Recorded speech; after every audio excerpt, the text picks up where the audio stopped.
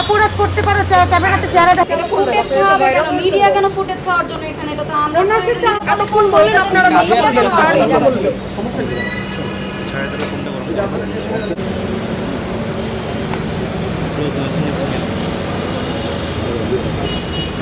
আমি আপনাদের মুখ দেখাতে হবে আপনাদেরকে।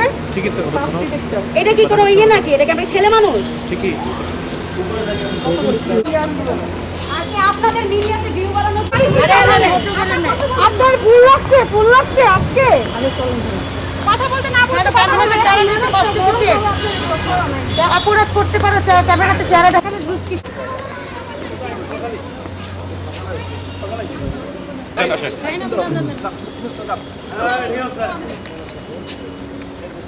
আগে থেকে বলি তারপরে দৌড়াদৌড়ি আমাদের দরকার নাই। কথা বলতে না বলতে হ্যালো গাইস, আসসালামু আলাইকুম। সবাই কেমন আছেন? নিশ্চয়ই ভালো আছেন। ঈদ রমজান সব কেটে গেছে, এখন আবার কর্মে যাওয়ার পালা। যাই হোক, গুলশান ইতিমধ্যেই দেখতে পেলাম, গুলশানে এক হোটেলে, ওখানে ভদ্র স্ট্যান্ডার্ড ফ্যামিলির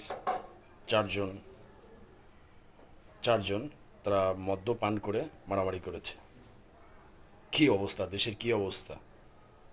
আগে তো জানতাম শুধু ছেলেরাই ড্রিঙ্কস করে, এখন মেয়েরাও ড্রিঙ্কস করা শুরু করেছে। ড্রিঙ্কস করে আবার মারামারি শুরু করছে। কই যাব, কোথায় আছি, কোন দুনিয়ায় বাস করতেছে? গাইস, আমার ভিডিওটা সবাইকে দেখার জন্য সুযোগ করে দিবেন, আর একটু শেয়ার করে দিবেন, যাতে এই মদ্যপান করার তিন মহিলাকে সবাই যেন দেখতে পায়, আর এই যাতে অন্যান্য মা বোনেরা এই কাজগুলো না করে।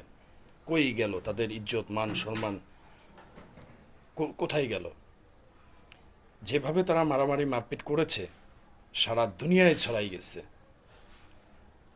সারাটা দুনিয়ায় তাদের ইজ্জত, মান, সম্মান, ফ্যামিলি স্ট্যাটাস কই গেল? অবশ্য দেখতে কিন্তু খুব ভদ্র ফ্যামিলি, খুব স্ট্যান্ডার্ড ফ্যামিলি, কিন্তু তাদের মুখ কেউ দেখায়নি, আর তারাও দেখায়নি। আর এটাকে তাদের চেহারা, ফেসটাকে ওপেন করার জন্য তাদেরকে কেউ আইন শৃঙ্খলার লোকও তাদেরকে এটা ফোর্স করে নাই। যাকে এর জন্য আইন শৃঙ্খলা বাহিনীর জন্য অনেক ধন্যবাদ, যে তাদের চেহারাটা অন্তত না দেখানোর জন্য। যাই হোক গাইস, আজ এ পর্যন্তই। তা চলেন তাহলে ওই মহিলাগুলোকে একটু দেখে আসি, যে যারা মদ পান করে মারামারি করছে, মারপিট করছে রাস্তার ভিতর। চলো।